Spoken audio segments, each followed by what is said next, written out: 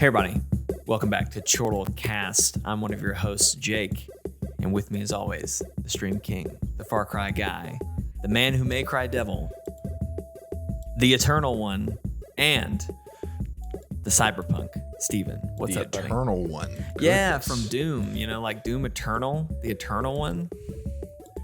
I pulled that out of my hat real quick. Okay, well, I'm glad you provided context because that sounded a little cultish. Hey guys. Hello, I am your cult leader. Hello, it's me, your Eternal Have One. some Kool-Aid. No. No Kool-Aid? No Kool-Aid. Oh. No, Well, no. Speaking of Kool-Aid, welcome to Chortlecast. This is the official podcast of Chortle Games. We talk about video games, TV shows, movies, anime, and whatever the heck we want to talk about. Today, we're going to be talking all about the Kool-Aid that is Cyberpunk, because we've been Cyberpunk'd. It's true. It's true. We're going to talk all about Cyberpunk this episode.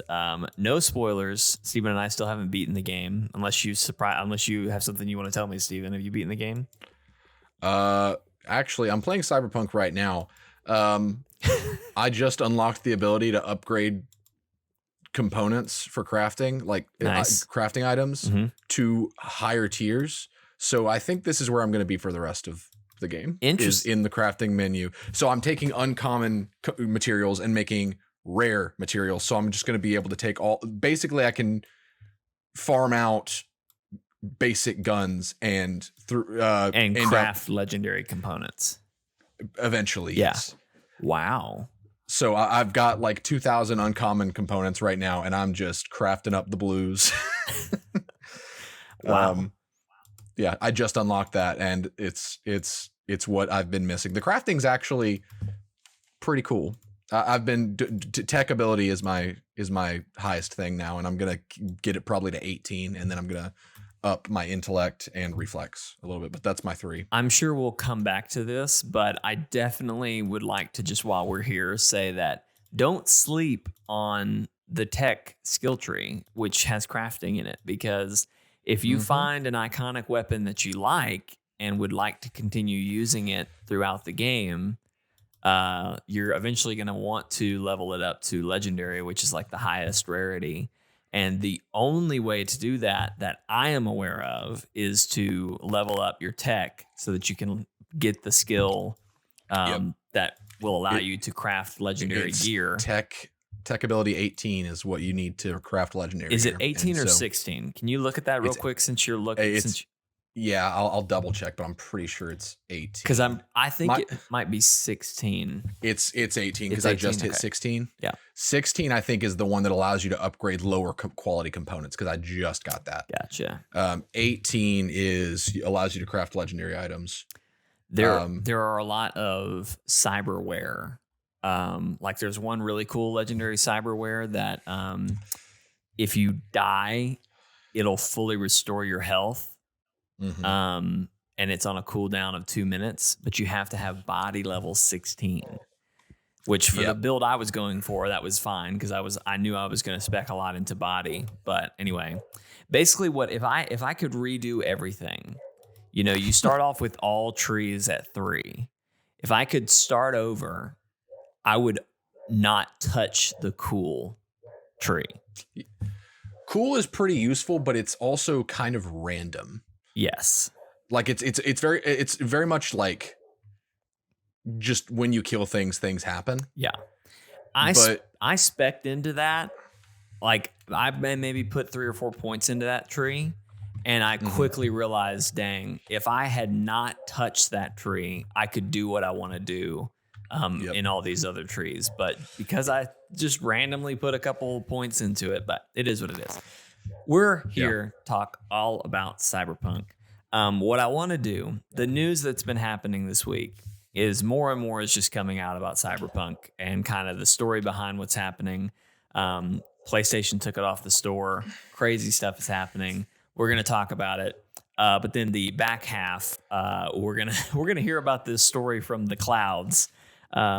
Where Steven had to use a safe word or something. It's not that big of a story. It was just a really funny moment. It was a really funny moment.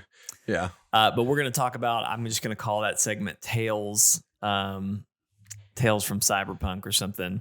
We're just going to talk about favorite moments, what we're thinking I'm probably 20 hours into the game at this point. So I've got a lot more time under my belt than last week. So we can talk more about that sort of stuff. We'll try to keep it spoiler free, but like I'm going to mention some characters that you meet later on, but they're not necessarily, knowing their name isn't necessarily a spoiler or anything like that. So anyway, but let's start off. Let's talk about the craziness that's been happening this week. So just to surmise, let me set up where we are and what's happened, and then Steven, let's talk about it. To quickly sum up, and I'm not gonna read through a ton, but basically what's happened is, Cyberpunk launched. Reviews were popping. They were all saying, "Hey, we've played on the PC. We're giving it a 9. It's great. There's some issues, but the core of the game is here and it's good. It just needs polish." But then console versions came out, and the only one I really remember is IGN posted a separate review that was consoles, and they gave it like a 4. So like bad, not good.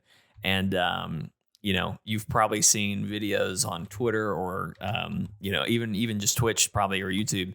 You've probably seen clips of how bad the game runs on PS4s and PS Pros. And then even you've seen clips, I'm sure, from even PS5s and even PCs where it's just random glitches happen that are just really, really bad bugs. But basically it kind of came to light that the PS4 consoles, the last generation consoles, it was almost inexcusable what they allowed to be launched. Cyberpunk came out, made an apology, basically said they didn't pay close enough attention to the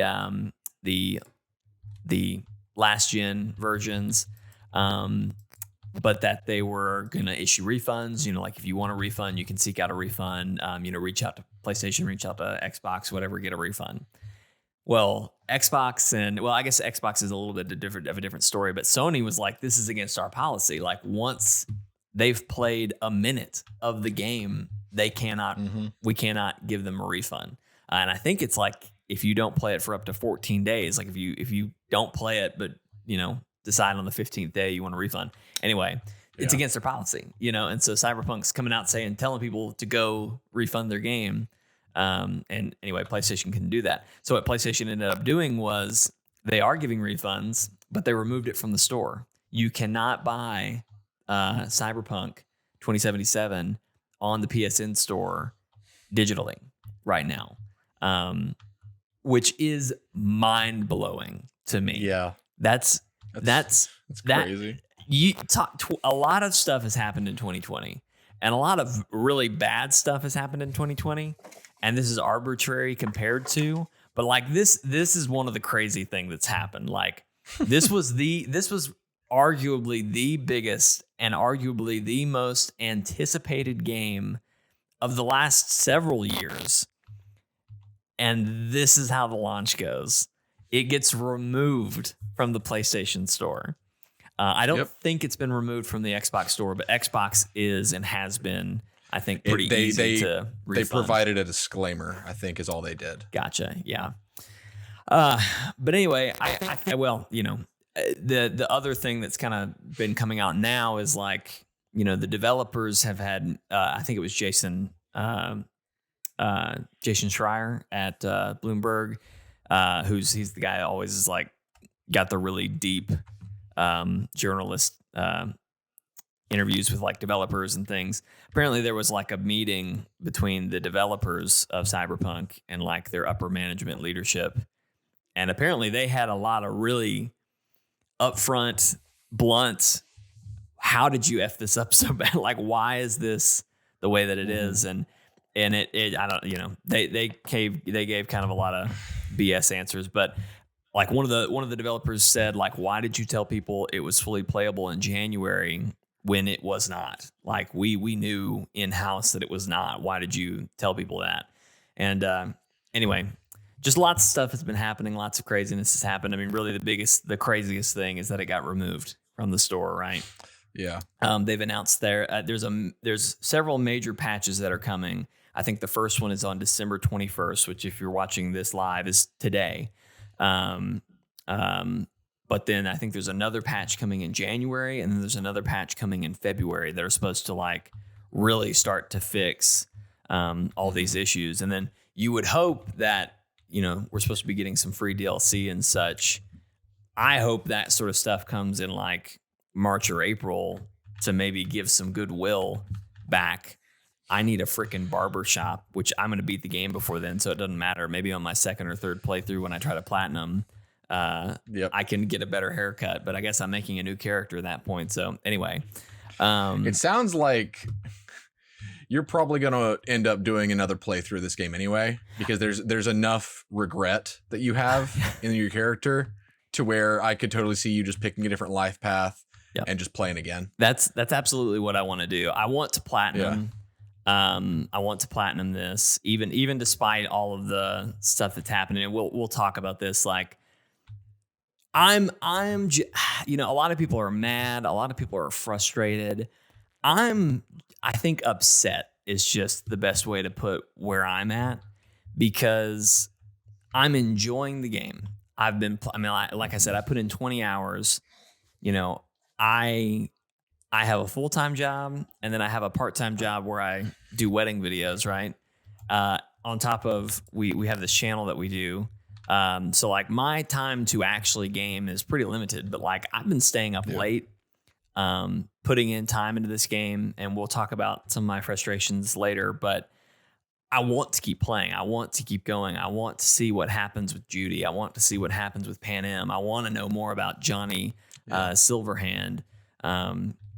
I want to see just where this story is going to go. And I love this world that they've created, but there's so many issues that are in my way of enjoying it. And that's where my frustration lies. But I'm upset because to me, I'm watching this whole situation unfold. And like I said, this is arguably one of the most anticipated games of the last at least 2 years, if not more, for some people who've been following it closely. But, you know, CD Projekt Red, obviously they had done a Witcher 1, a Witcher 2, but Witcher 3 is really, I think that was the first one that came to consoles, and that one took off, exploded, got Game of the Year in, what was that, 2017?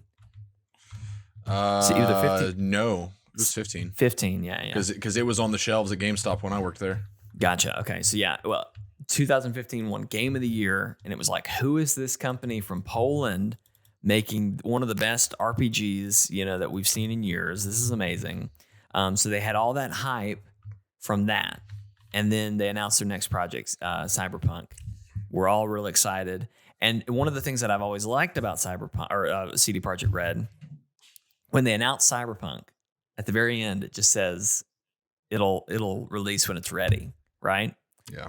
And that was the first trailer. I'm talking about the one that had the girl with the mantis blades and it's CG. Back in 2012. They like posted that and then were radio silent for like 4 years or something like that. At least 4 years. Yeah. I think it might they have been dropped longer. it at like was it like the Video Game Awards in 2012 or something? It was some event where they dropped that, and then we just didn't hear anything. Yes. And it became like the whole Last Guardian kind of situation where everybody was like, "This is the year we'll hear about Cyberpunk," and it never came until they had that great beat on Twitter where like their Twitter page booted up, and everybody was like, "It's happening! Everybody, content, something's about to happen."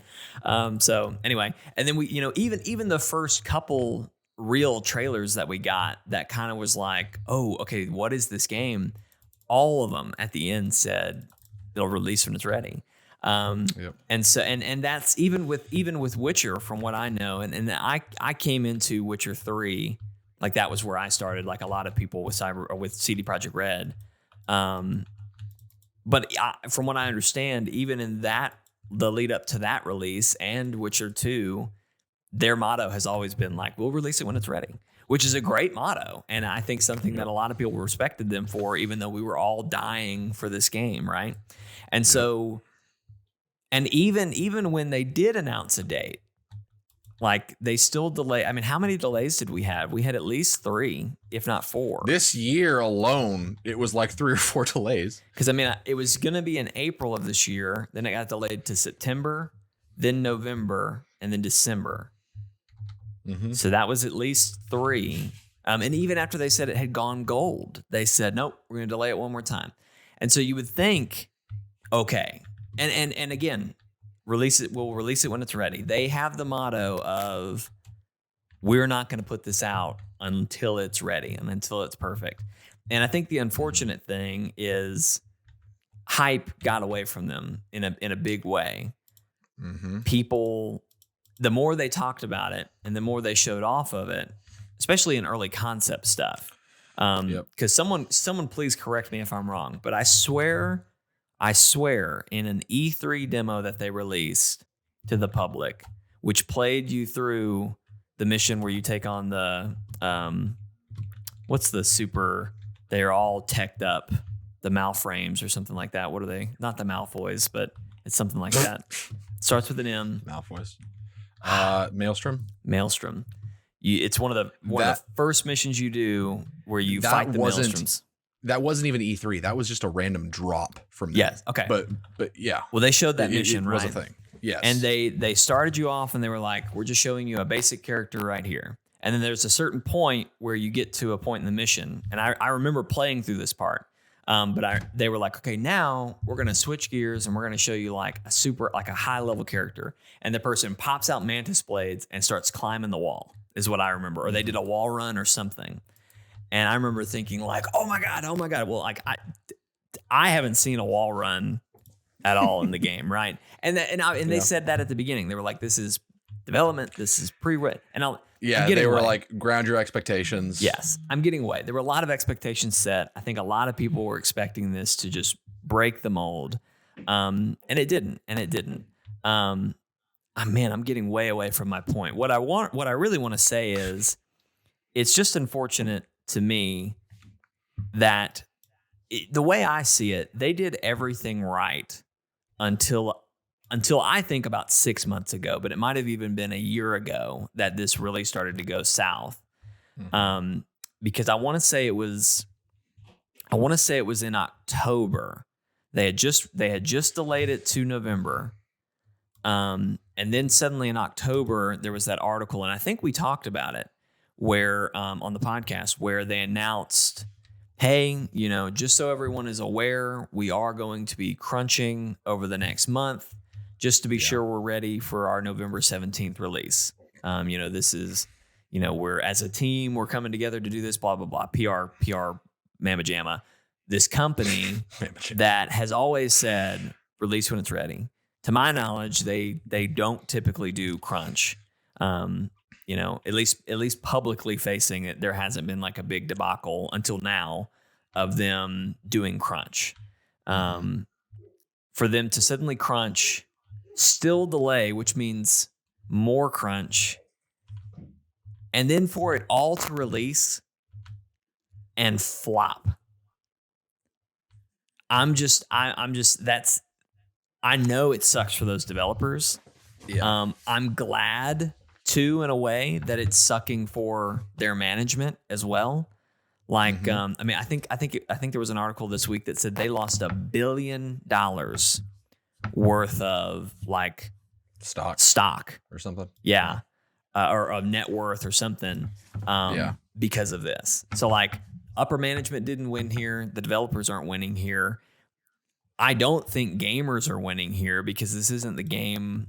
This isn't the game we were promised. I think it's still a good game, but there's a lot of issues with it. Right. So I don't know. I'm just so upset and disappointed. It's hard not only seeing a game you're excited about do poorly, but it's also like for a lot of people watching their hero fall. Yes. And that's go ahead. Well, I was just gonna say, yeah. I mean, hero fall. That's such a because I think again, up until 6 months ago, to me, they were doing everything right. We're not having microtransactions. Our DLC is going to be free. We're not crunching, but then suddenly we're crunching, and then it's like, well, have they been crunching the whole time? We didn't give reviewers PS4 versions because we knew it was bad, and we're sorry, we didn't know. Like now, you start to question, like, how much have they really not been telling us? And like, right, we've been giving them all the benefit of the doubt, of, oh, they say it's going to be this, so it's going to be this, because that's their CD Projekt Red, and they've been good, and they've always, done what they said they're going to do, and it's now that I think going forward, if they announce a Cyberpunk 2, I'm buying it. At this point, I love the game. As much problems as I have with it, I think eventually the game will be good. I'll want to play the second one. If they announce Witcher 4, which, holy moly, that would be amazing. I'm going to do it again. However, I'm going to have reservations about how they're doing it, what they're doing, and I don't know. They've lost a little bit of goodwill, and that's going to be hard to win back at this point. This is why you can't, and I'm not saying you being Jake, I'm saying you just being just overall in general, like the following of the gaming industry. You cannot give the Midas touch or claim the Midas touch for somebody who did it one game extremely well. Even if that game was game of the year, does not matter what game it is. You need to give a developer more time to show like how they do when the hype is on them, how they do when the hype isn't on them, when there's a lot of money thrown at them, all that kind of stuff. You have to see how they handle that kind of stuff. And we talked about this a little bit this week, just in our texting. I think it was this week, but how like people, it's both sides of the spectrum. You have people who are just saying that nothing about the game is good because it's buggy, which for them, their experience, sure. But these are the people that refuse to think that there's anything good about the game. And then you have those other people that refuse to think that there's anything bad about the game. Right. It's on both sides, but CD Projekt Red did develop that reputation, but they developed that reputation with one game, Witcher 3. Which I think you could argue that Witcher 1 and Witcher 2, which I know personally are a lot rougher than Witcher 3. But I think the people that played that on PC really enjoyed it. And obviously that's why they made a 3. But to your point, 3 was the one that everyone heard about, everyone played. And that was really the only one that had that much hype. So to your point, yeah. And the example that I used was Supergiant, because I've been really enjoying Hades again. And we were talking about like the game development process. And I said, if I was to like look at a developer and say like, that is how you become the developer that has that Midas touch, I would look at Supergiant because they started strong. They've developed 4 games now, and their most recent one is their strongest, and they've never made a bad game. And they always have just top-notch quality.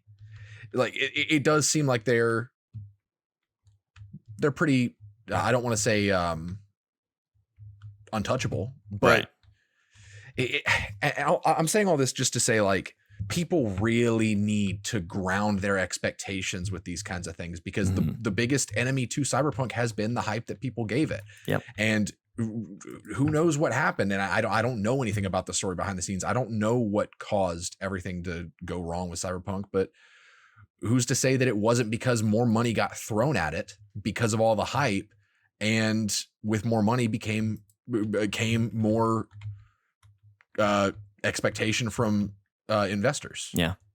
I can't wait for the Jason Schreier behind the scenes story to come out and like really break down what happened. But I absolutely agree with what you're saying. I mean, just on a guess, I'd half guess that whoever is in management, whoever is the exec of that studio, and I don't know names, and I'm sure it's several people, but I imagine those people were like, look, we've got to make this, we've pushed this back 4 quarters of our, financial year. We've got, 1 million copies on pre-order.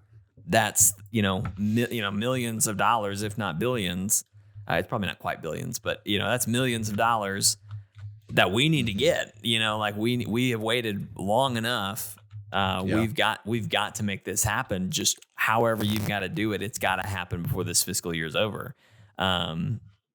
That's how I see it. And I hate that that's what it boiled down to, because it blew up in their face, and, anyway. I do want to circle back to what you were saying about Supergiant, because I heard an interesting conversation this week on a podcast.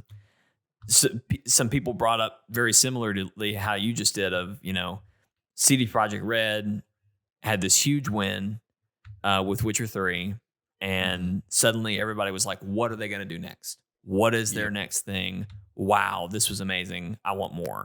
I think Supergiant is one to watch going forward, because sure, Hades didn't win Game of the Year, but I personally, when Hades launched, it got a lot of talk, at least on my Twitter feed. Obviously, I'd heard you talk about it a lot, but then to see it get nominated for so many awards, and really, I mean, we said this before, but like the Game of the Year awards, like all 6 of those nominees, like I think we said, it was like if any of these could win, and I wouldn't be surprised. Like Sekiro was kind of a shock winner last year. But all 6 of these, you could have told me any of them won, and I would be like, wow, yeah, they totally deserve that. Whatever, that makes a lot of sense that won. So I think Supergiant, maybe not quite to the same level of Witcher 3 to Cyberpunk, but like I'm really curious what their next game is going to be, and how are they going to handle that hype. So not saying that they're gonna fall apart, because I think they have a lot of good policies in place of like they force people to take off time, right? And then weren't we talking a few podcasts ago about how they have like unlimited paid time off, unlimited paid time off or vacation days or whatever, and then 20 days of mandatory to take off. And they've always been an indie studio, and I think that's the big trick, is that they're small. They're making smaller things, and they seem like they're pretty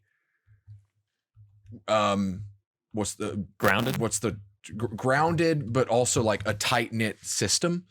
Because they started with like 7 people or something like that, and several of those people are still working with Supergiant, and so I'm hopeful that because they've found a rhythm to how they do things, and they've got a process that just works, that if they do get money thrown at them, the successes that they've had and the establishment of the process that they do, and the fact that they've done early access right, that's a huge deal, is enough to not let money, more investors, all that kind of stuff, not let that ruin them. Because that is one of those developers that you are right. Like to me, like Bastion put them on the map. It was their first game, but it did kind of like for people who follow the industry, Supergiant has been an indie darling. Right. They have been like one of the big indie developers to watch. But Hades was like culturally known. That's the word I'm looking for. Especially with so much attention on the video game industry this year because of COVID and the fact that allegedly, the Game Awards had like doubled their viewership this year compared to last year. Right. That's a lot of visibility. And so this little indie studio called Supergiant is now on the radar of a lot of people who did not know they existed before, but they've been around enough and they've been considered a success enough to where I'm hoping that won't ruin them. Yeah. Yeah. Anyway, it's a dicey thing. I mean, I think the thing to take away from this is, and as someone making a game, be careful how you build your hype, because it can become a snowball that starts an avalanche that you can't stop. But then on the flip side of that, as a gamer, set your expectations. Be realistic about what you think is coming. Really, I would say that it's more on the gamer than it is on the developer to ground expectations. Right. Because we are all so bad at just taking, like, imagining what something could be and just running with it. Yeah. And creating that snowball on our own. Yeah. Oh yeah, absolutely. Because you're right. They did ground the hype. Every single time they showed anything for it, it was like, ground your expectations. But the hype was there even with that. It got out of hand without their they didn't have to push the snowball. The snowball was already rolling, right? Right. Something I think I would like to see, and I hope, I don't know if this is the message that people will take away from Cyberpunk's disaster. I think one of the messages that developers will maybe think twice about is cross-gen again, of like, how should we really try to drag an older system along just to have that install base if it's not going to work? I think that's a big lesson, but something I hope will be a big lesson is that you don't need to announce your game until you're really close to like, I would like to see a trend where a game gets announced and it's released later that year. Yeah. Where we just know that something is being worked on. Yes. Like maybe a tweet. Like if let's say they're making Witcher Punk next. Okay.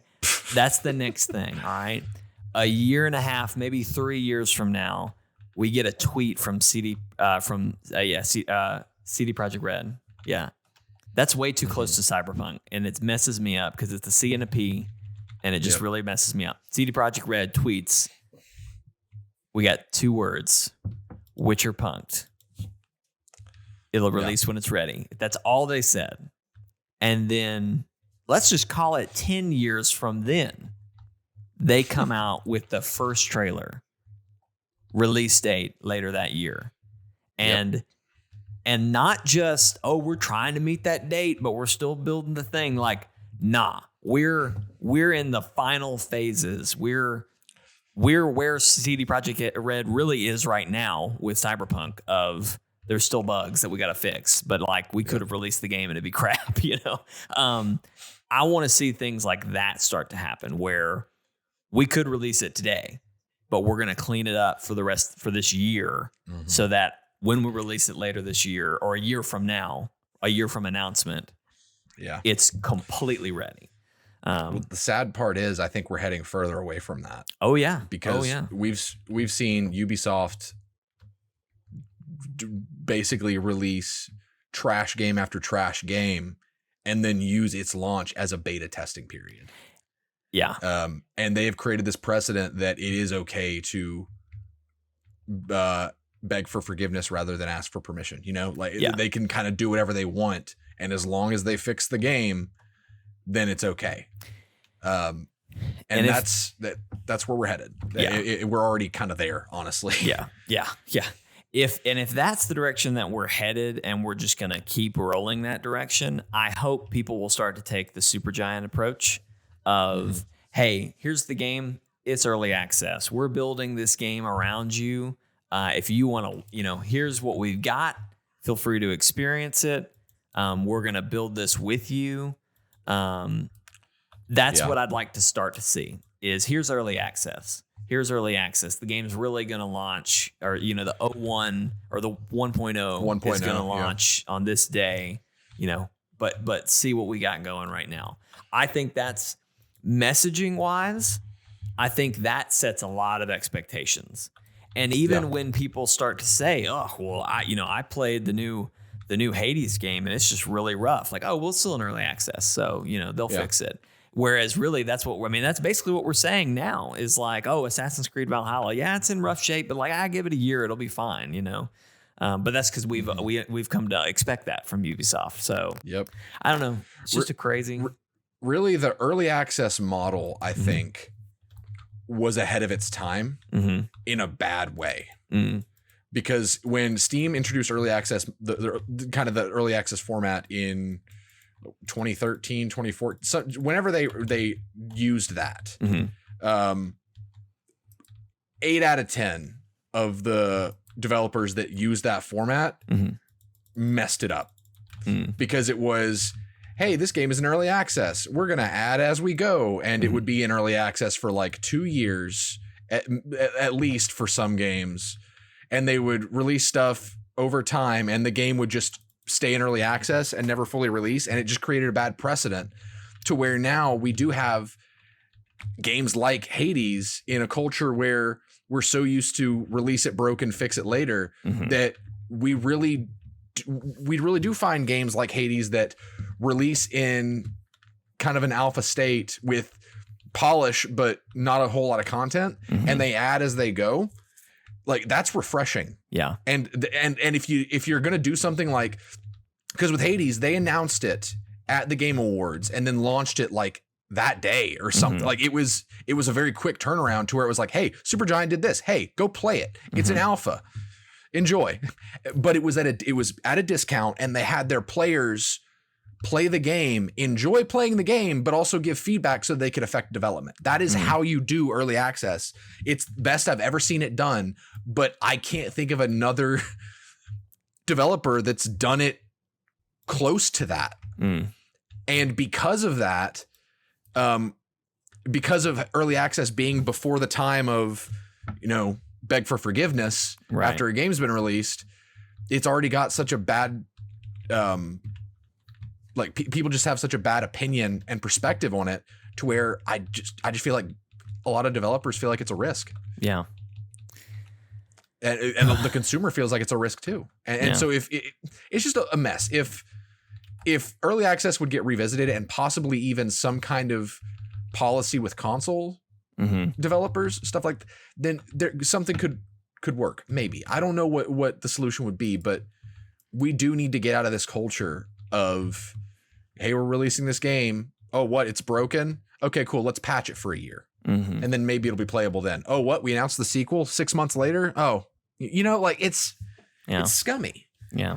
And that's so much of the industry right now. It's ridiculous. Yeah. Gosh, crazy. But we'll see. We'll see how it all goes. We've got plenty more to come. Now that we've talked about all the frustrations with the launch of Cyberpunk, let's talk about, as we've had a little bit more time with it now, Steven, let's talk about Tales from Cyberpunk. Let's talk about our experience, where we're at, how we're feeling. Do you want to go first? Do you want to tell your cloud story? I'll tell it real quick. Okay. It's very quick. So there's a mission where you have to go to this place called the Clouds, which is basically, it's not VR porn, but it's like you hook up to their computer detects your deepest, darkest fantasies, and then they implant that into one of their models, who they call dolls, which are basically people who have turned their body into sex slaves. Basically, they have a personality chip, I think is what they call it, that they can be overridden to be whatever you want them to be. Yes, something like that. Yes. And this was not optional. You had to do this for the story. Yes. So yeah. So I went to go do that. Nudity off in the settings though, if you really feel uncomfortable with this whole scenario. Yes. And I'm sure that helps. So I went to go do this thing, and I was expecting the worst, right? Especially when the receptionist says, "So what's your safe word?" And I was like, I don't remember what the two options were, but I went with samurai. I did too. I forget what the other one was. It was samurai and something, but anyway. So I went with samurai. That was my safe word. And so I go into this room, and this girl's waiting for me. Her name was Sky. And we're gonna do some role play, Jake. Okay, you ready? Who am I? So you're Sky. Okay. So the plot of Cyberpunk, and this is not, I'm going to say just enough to understand the context of this. Your character is slowly dying. That is all I'll say. Yes. So Jake, I need you to say, and my safe word was samurai. We're gonna play how the scene went. So Jake, I need you to say it like in the most seductive kind of voice you can. This is so uncomfortable. I need you to say, "So you're dying." Okay, you ready? Okay. And then I'll be V. Okay, you ready? Give me a second. Okay. Loosen up a little bit here. So you're dying. You ready?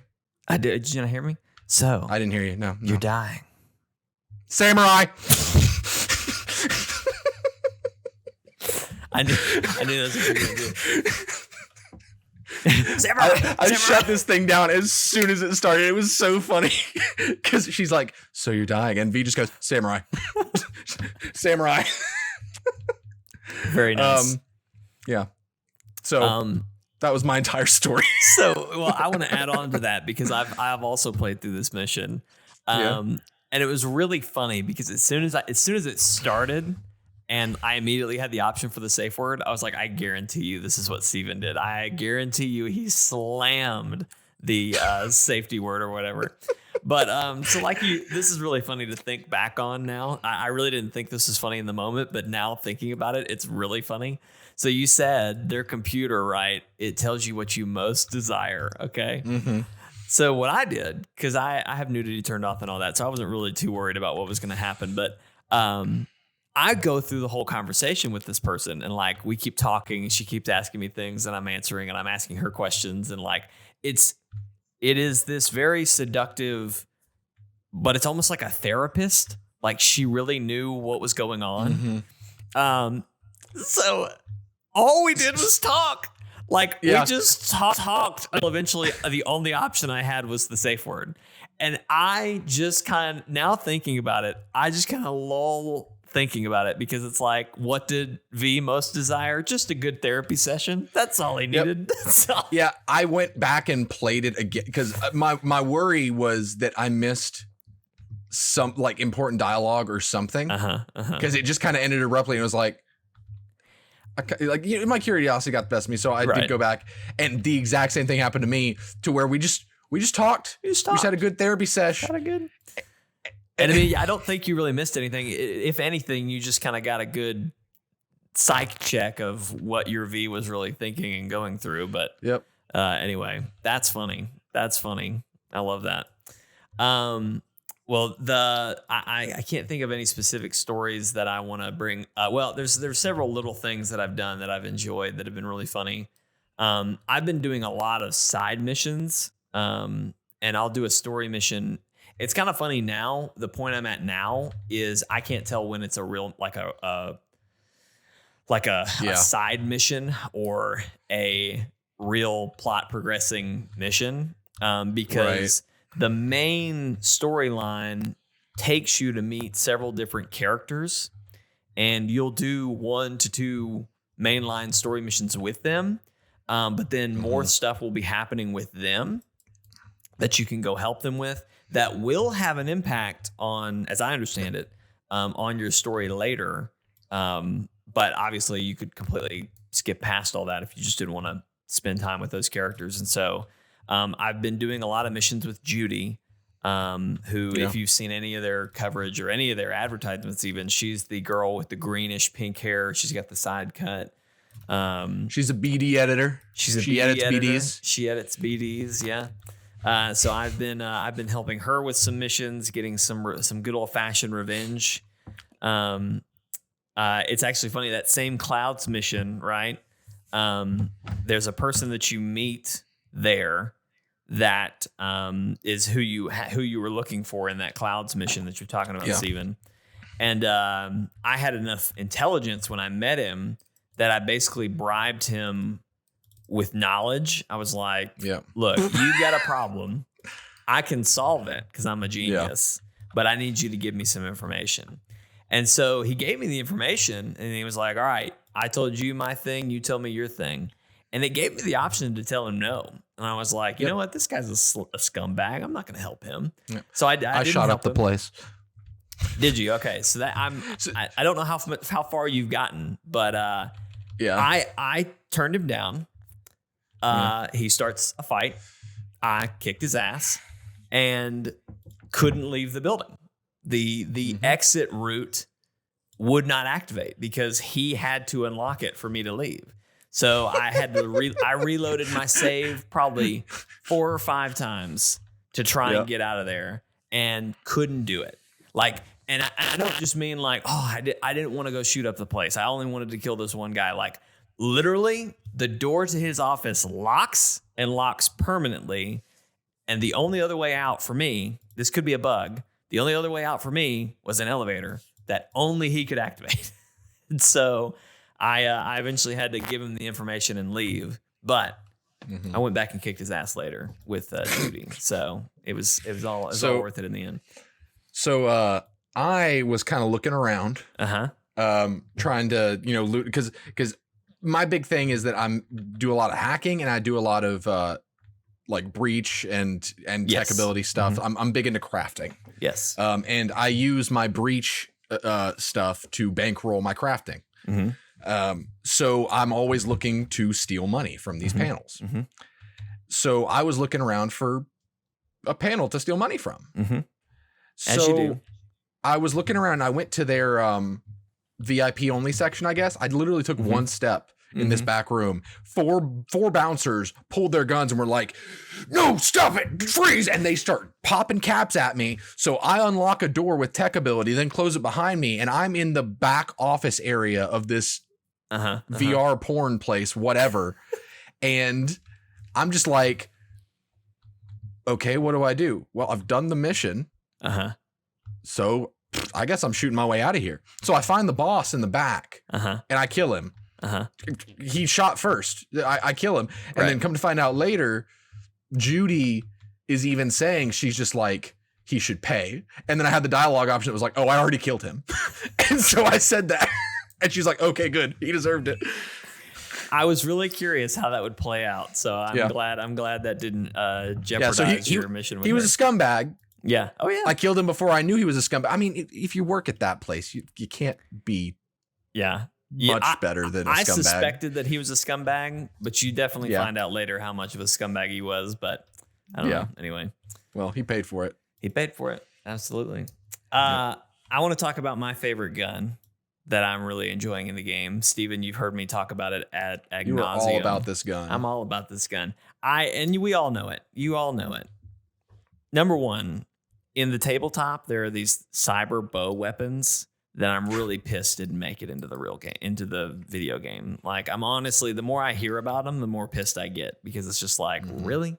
And I'll tell you right now, if they're in a DLC, that second playthrough is happening a lot faster, let me tell you, because that will change the game for me. But anyway, haven't really been using the guns. I found a legendary mantis blade that I have been mostly running, and then I really enjoy the katana sword play. But found this gun. You've probably heard of it. It's called Skippy. It is a smart weapon, which means that its bullets auto aim and and track. They're homing bullets basically. It is a pistol that has homing bullets like that, but the cool thing is it's a prototype called Skippy, and it has an AI holographic bullet that kind of looks like it almost looks like something out of Cuphead or something. Like, it's just kind of got that like a little cartoon. Yeah, like a cartoon animation style. And anyway, you find it on a dead guy, and you pick it up, and the AI pops out and is like, hello, new user registered. I'm Skippy. And it's like, I'm a prototype, blah, blah, blah. And my V was like, huh? What? Like, he's laughing at it. And so the thing is like, I'm a smart tech weapon, whatever, newly developed. How do you want to use me? And it's like, and it gives you the options of headshots only or non-lethal. So like body shots. I think it says lower extremities. So I need this gun. So it's amazing. Now I haven't been using any guns. This is like one of the only guns that I've actually used. I don't know how the other smart weapons work, but from what I understand, they auto track to hit, but they'll hit wherever. Like, it's not precise. You can use different uplinks to determine where they will aim. Gotcha. I figured there was something like that. You can mod smart weapons or use an uplink in your hand, I believe, to make it to where they only target limbs. Interesting. Okay. Anyway, gives you the options of headshots only or, limbs. And so I picked headshots, and it's just a great gun. So as soon as you select that, he says, okay, updating system now. And then he goes, bum, bum, dee, dum, bum, bum, dee, dum, dum. And V is like, what are you doing? And he's like, oh, I'm just singing to pass the time while I update. And then he goes, bum, bum, dee, dum, bum, bum, dee, dum. And so V's laughing. We're having a good time. And then he's like, okay, update ready. Aim to fire. And so I aim, and he immediately shoots like 3 shots. And he's like, oh, sorry, malfunction. That shouldn't happen again. And so now it's so funny because it is a living gun, because every now and then when I do aim for real, 3 random shots will pop off and he'll go, ooh, sorry, my bad. That was unintentional. And then he just talks to you while you fight. So like I'll be in the middle of a fight and he'll be like, there's a new update. When you're done, I need to update. And he'll do some shots and he'll be like, are you satisfied with the aiming of this gun? Jump to confirm, and I'll jump. And I don't think it actually does anything, but I just like to do it. Yeah. Anyway, it's just a fun. Sometimes you'll be shooting and he's singing bum bum dee dum bum bum dee dum bum. But and it's kind of funny. I don't know if this is a glitch. I don't know if this is intentional. I don't know if it's something about range with smart weapons. For the most part, he shoots headshots, and it's crazy when it works. Every now and then, and it's usually when I'm pretty far, I'll see the bullets just go like way off target. Mm-hmm. And this is the frustration with the bugs, because it's like, is that a bug? Is that intentional? Is that something with the range? Is that something the character I'm shooting at has like a smart bullet deflector? There's some questions there, but anyway, If you don't have Skippy, I highly recommend him. He's a great gun. So, but you got any favorite weapons you found yet, Steven? Nothing. So, in the mission where you, the job that you do with Jackie. Yes. When you're doing intel, you find that like when you're looking for intel through like the brain dance, you can spot a pistol that he has. Yes. And it's at his bedside. So that's been my gun. I've been using Arasaka's gun this whole time. Nice. It's a pretty good pistol, and I've been upgrading it as I go, and it's been kind of my go-to weapon. I'm all about the handguns. So I've been just using various pistols. I've got a tech pistol that I like. I've got a really nice burst fire tech revolver that I'm enjoying.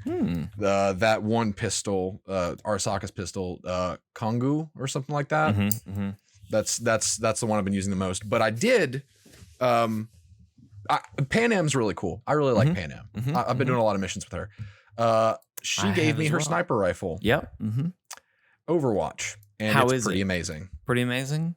It's pretty amazing because it's a silenced 50 cal, basically. It puts guys down. One of the things I want to do with Skippy is put a silencer on him. I'm waiting for that. I'm also curious because there's mods, I'm sure you've seen them, where you can make you can make any weapon non-lethal. Yep. I'm curious if with him auto-locking the headshots, if I put one of those mods on there, like would he still do the same damage to headshots, but it would be non-lethal all of a sudden? I'm just curious how that would all work out. Maybe it would turn into stun rounds or something. I don't know. I don't know the science behind it, but it's just an interesting thought I've had. Yeah. But yeah, so since you brought up Pan Am, I'm really liking Pan Am as well. You went with Street Kid, right? I did. Yeah, so I'm a nomad. So there are several characters you can romance, but there are only like 3 characters you can have like a relationship with. And Pan Am. And you chose Skippy. And I chose Skippy. Yep. There's Pan Am, there's Judy, and then there's another character I haven't met yet named River. But anyway, for my V in particular, I think Pan Am makes the most sense. She's also, to my knowledge, the only one that I can romance. I'm pretty sure Judy's going to turn me down if we get to that point. And then I think River would also turn me down. Anyway, but for my character in particular, being a nomad, he and Pan Am make a lot of sense because my character, and again, I would love to know what really happened with my character before the prologue even, because all I know is that my character was in this nomad clan that, from what I've gathered now that I've played more, and especially talking to Pan Am, somebody who understands how clans work, from what I understand, my clan fell apart. And so I don't know if I was kicked out and they fell apart. I don't know if they fell apart and that's why I got kicked out. But anyway, I left Nomad Life because my clan fell apart. And so Panem is a person who is kind of on the fringes of her clan. And basically she loves her clan and she considers them family, but they just drive her crazy, like any family does. Mainly just one guy. Mainly just one guy. But like, yeah, she loves a lot of the other people and everything. So she's kind of this mercenary doing some work on the side in Night City, basically just not sure what to do with her life because she loves this family that she's been a part of, but they're driving her crazy. There's one person who's making it where she can't enjoy that life anymore. And then she meets you. And it's been really interesting because I feel like my character knows what she's going through, but has gone the path that she's trying to go. And basically my character can say like, look, family is family, like you've got to just love them for what they are, especially if you still have a clan, if you still can, if they're still around and they still want you. And my character keeps being like, these people need you, Panem. Like it's not just, that they frustrate you. It's they really need you to survive and make it out here. And so anyway, if I was writing, I don't think you could have written my character meeting Panem and falling in love with her any better. But anyway, yeah. What are you thinking of Johnny Silverhand right now? I really like the approach. I think it's a really cool concept. Feel like he doesn't have a lot of character really, or at least that I've gotten to see. It's pretty much just they gave Keanu Reeves badass things to say. Right. Yeah. Absolutely. But I like him. Yeah. I like him a lot too. And I totally get what you're saying there. And I haven't done, there's a character named Rogue who, as I understand it, after you've met her through the main line, you eventually go back and do more missions with her, but they're Johnny centric missions. And so even though you're helping Rogue, you're kind of helping Johnny. And supposedly that's where a lot of your background for Johnny is going to come through.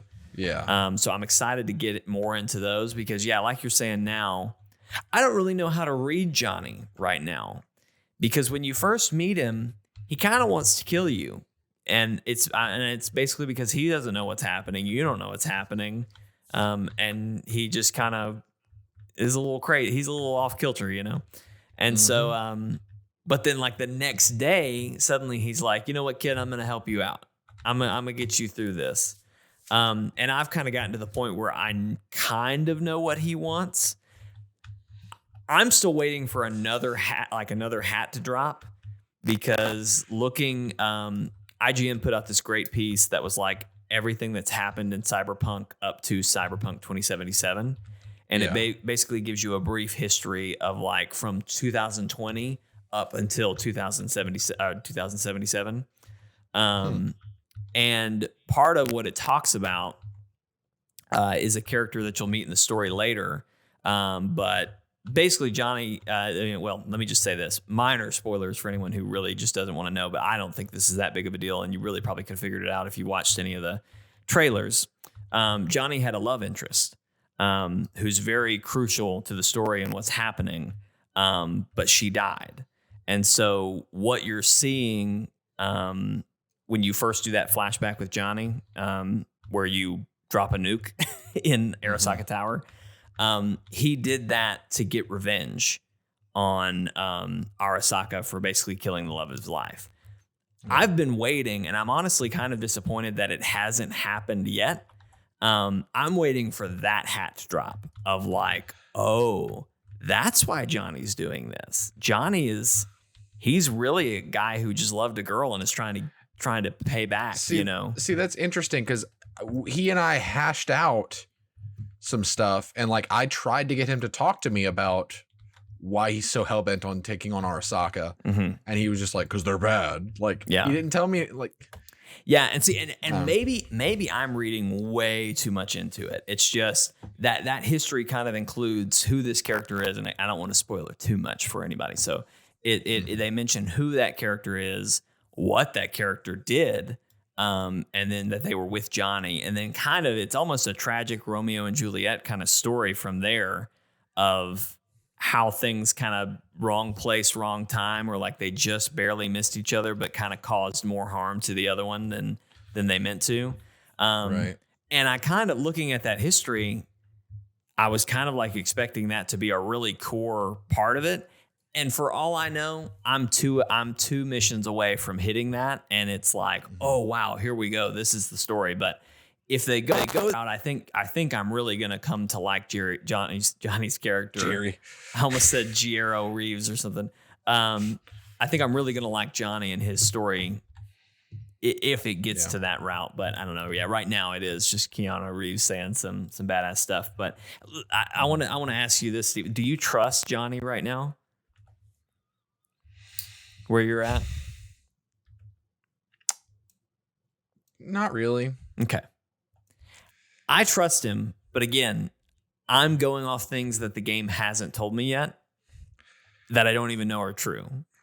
So I don't trust him in the sense that I could see him going either way. So like if I don't do what he wants me to do, then he will actively work against me.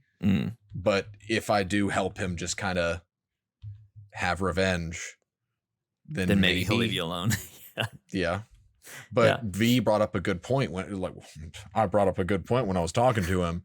Basically, my V in a conversation, the one where we were hashing it out, I basically was like, you were somebody who died rebelling against everything, and now you've been given a second chance at life and you don't know how to do anything else. You're looking for something to rebel against. And it was like, wow, that was pretty good, V. That is good. And it's interesting too, because I know early on walking around with Johnny, he said something at some point. I really don't remember what it was, but he basically was like, this is why they don't bring back old war heroes or something like that is what he said, because they see all that they fought for didn't matter. Because he's like, I blew up that tower. It's still here. 50 years later, nothing's changed. I died for this cause that did nothing. It's all right back where it started. So anyway, all right, we're coming up to time. Is there anything else you want to talk about from your journeys in Cyberpunk so far? Not really. I'm enjoying it. Yeah. If this had come out under any other circumstances and not in such a way to where it was at, in the middle of a new generation with the expectation that it would redefine gaming. Right. If it had come out at any other time, it'd be a much better experience. But I'm having a good experience. It just had really unfortunate timing. Yeah. And it just happens to have the unfortunate fate of just being pretty dang good. Yeah. Yeah. And that's the interesting thing to me, because I think if they had waited till, maybe April or March of 2021 and released it, and you assume that maybe assuming that these patches that are coming out in February and April really fix the game and it doesn't crash every hour on the hour when I'm driving, which is what it's been doing for me, and it really pisses me off, and I've gotten into the habit of quick saving every 10 minutes. I haven't read into this, but apparently the patches from Sunday did not help. Yeah. Oh yeah. I saw that they had one, and I was like, okay, yeah, whatever. It's not the big one, right? It's been good on PC. I've had a ton of issues. Yeah. But not game breaking issues.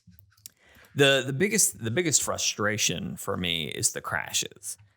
They have not been detrimental. Like I haven't had a crash and then like lost an hour's worth of stuff.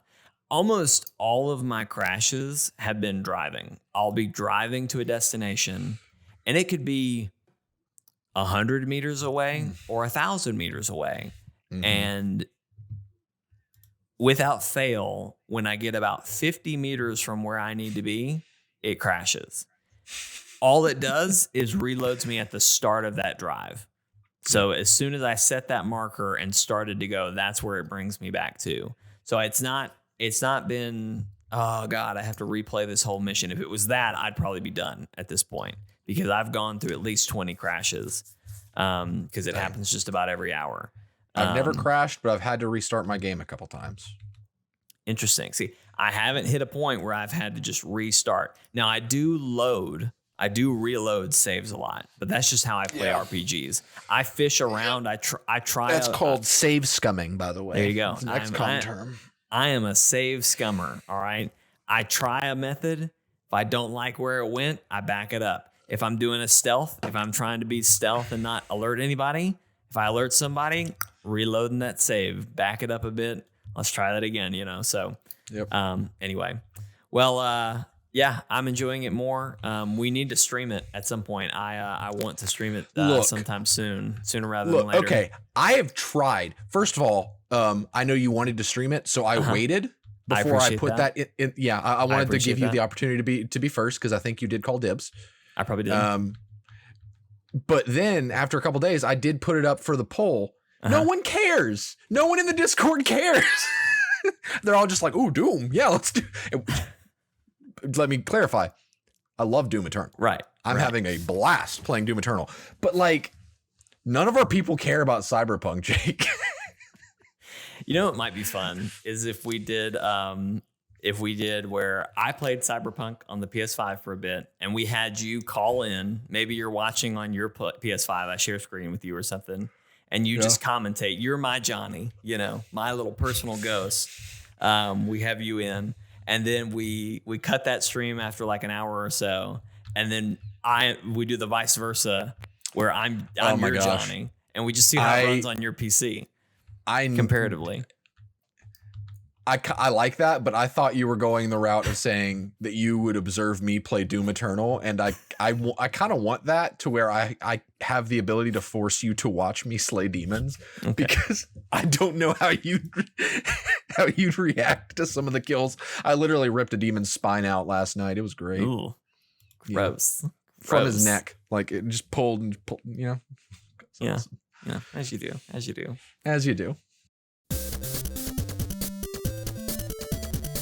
Hey everybody, thanks for watching this episode of Chortlecast. You're going to want to hang out because I have a big announcement at the end of this rigmarole, but I got to get through it. You just wanted to say rigmarole again. I did. It's a good word. We hope you've enjoyed this podcast. If you did, we hope you did. There's a couple ways you can help us out. Number one, if you're watching on YouTube, you're already at chortlegames.com. You can like this video, share it with your friends, subscribe, leave us a comment, all that good stuff. You can also watch the podcast on Facebook. That's at Chortle Games on Facebook. Of course, you can like, follow, share, talk, comment, whatever, all on that. If you don't like any of those platforms for your podcast, you like to audio listen. If you're an audio listener, you can you be an audio viewer? That's the real question. You can look at audio waves. I guess that's true. I guess that's true. But this isn't Windows XP media player, so that's not really a thing. But yeah. If that's your thing. I'm just making sure because I said audio listener and it's like, does that make sense? Anyway, if you're an audio listener, you're listening on Apple Podcasts. We appreciate you. If you want to give a review of the podcast, we'd appreciate that. That helps people find us. Only a good review, though. At this point, I'll take any kind of review. If you want to go one star it, that's fine. Like, whatever you got to do. Just have a reason. Just have a reason. If your reason there were no waves for me to watch. Okay. Fair enough. Don't come in and just give it a rating and then walk away. Like, help us step be better. up, talk, or help us be worse. Whatever you want to do, just talk. Okay. All right. If you don't like any of those, we also stream. The podcast can't go on these yet, but we stream on Twitch, which is twitch.tv/Chortle_games. And then we're also on Twitter at Chortle Games. We live stream there as well. We live stream throughout the week. Typically, we live stream on Thursdays, Fridays, and Saturdays. But this is Christmas week. I can't believe it's here. I just don't know where the year went. It's already almost Christmas. So we will not be having any streams Thursday or Friday. We might have a stream Saturday. I'm putting a big might on that. And I'm telling you right now, if you're not following us on Discord, which you can get to in the link of this, the description of this video. Or if you're not following us on Twitter or Facebook or any of these other places, if you're not subscribed, you're going to want to, because it really just depends on how our Christmas holidays go, if we have a lot of free time or not. Yeah. But we are going to make an effort to stream on the 22nd, which is this Tuesday, which if you're watching live on Monday at 12 o'clock Central Standard Time is tomorrow. And we're going to try to do Killing Floor, which is what we were going to do earlier this past week. We're going to try to muster a group together. If you have Killing Floor 2, which if you have a PlayStation 4, you really should own Killing Floor 2 because it was a PS Plus game. And it's a really good game, so we may have room. So sound off in the Discord or in the comments of this video, and we will add you to our group, maybe. But we are going to try to get some people together. It's a good one. It's a good one. But yes, that is the plan for this week. And then, of course, we'll be back. Next week's podcast will be us going through our top. Steven and I will go through our top 5 each personal games of the year for 2020, and then we'll of course talk about our biggest disappointment from the year, I think is what we've been calling it. So we're going to go all through all that, and then of course the first that'll be the last podcast of 2020, and then the first podcast of 2021 will be our most anticipated games of 2021. Mm-hmm. So lots of good stuff coming. But I mentioned we had something exciting to talk about. And I am very excited to finally let everyone know that we will be having our second Chortle baby coming. I'm pregnant? Steven is pregnant, ladies and gentlemen. No. My wife, Lee Allison, is pregnant. She is, gosh, I've lost count of how many weeks we're into, but we've been pregnant since, I think, October. So we're a couple months in at this point. We're finally public. We're letting everyone know. So this is me telling you, and you have to be someone who listened to the whole podcast now to know about it. So, you are here, if you listen to the whole podcast, we need a code. We need like, if they want to congratulate you, we need to have like a code in the chat or in the Discord where they're like, hey, congratulations on winning the pie eating contest, Jake, or something like I don't know. I've got the perfect thing. So we've been calling, because we don't know the gender yet, and actually the week after Christmas we are doing a gender reveal, and so before the end of the year we'll know what it is. But we've been calling it's a baby, Jake. It is a baby. I know. I hate calling it. That's why I've just been calling it a gender that I think it's a girl. So I've been saying she, but I don't know that. Anyway, we've been calling the baby Pumpkin.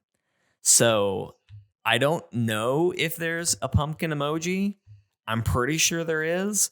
But yeah, just go in the Discord. Surely there's a pumpkin emoji. You know, Steven, you say that. But is there? Kaylin, make a pumpkin emoji. Everybody, go put a pumpkin emoji in the Discord. We'll know exactly what you're talking about. Say nothing else.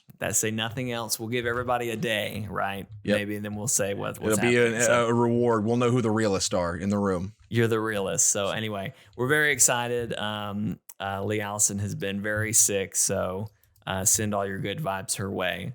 We're hopefully getting close to the end of the first trimester, so she should be feeling better soon. But anyway, we're excited to take this journey and take this, go on this journey and see what's all coming. We're very excited. So, and I say second because I don't know if anyone knows this or not, but Brody, who I started the channel with, who we see every now and then, he makes surprise visits. He makes surprise pop-ins.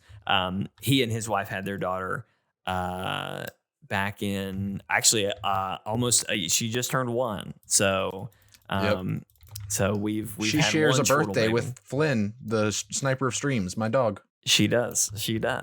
So anyway, so we've had one Chortle baby who I guess Extra Life was her first real appearance. So if you saw Extra Life, she's a cutie. You saw Evelyn. So Eleanor? No, wait. Sorry, Evelyn is what we might call ours. Eleanor is what I meant. I call her Ellie. So I'm going to call my daughter, if it's a girl, Evie. And so I'm going to get their names mixed up all the time is what's going to happen. They're going to be friends, and it's going to be like, I'm going to be just yelling all sorts of names at them when they're being naughty. So anyway, it's exciting stuff. So yeah, go put a pumpkin in the Discord and all that jazz. But that's all we got for you this week. Thank you guys for tuning in. Thank you for watching and listening. Yeah, go get your refund for Cyberpunk if you want. Something I'm thinking about, and I'm not going to do it, but I've thought about is you could probably beat the game and then go get a refund. I guess actually, probably. I think they were only doing that up to the 21st, so you've probably lost that time window now. But if I had really put my pedal to the metal, I probably could have done that. I don't want to do that, but that's where we are. Anyway, go play Cyberpunk. I'm going to go play Cyberpunk. Steven's is already playing Cyberpunk. I'm still playing Cyberpunk, yeah. Ladies and congratulations. We're happy. Have a merry... Thank you, Steven. I appreciate it. Everyone have a Merry Christmas. We'll see you Tuesday, Peace. Hopefully. Bye. Bye.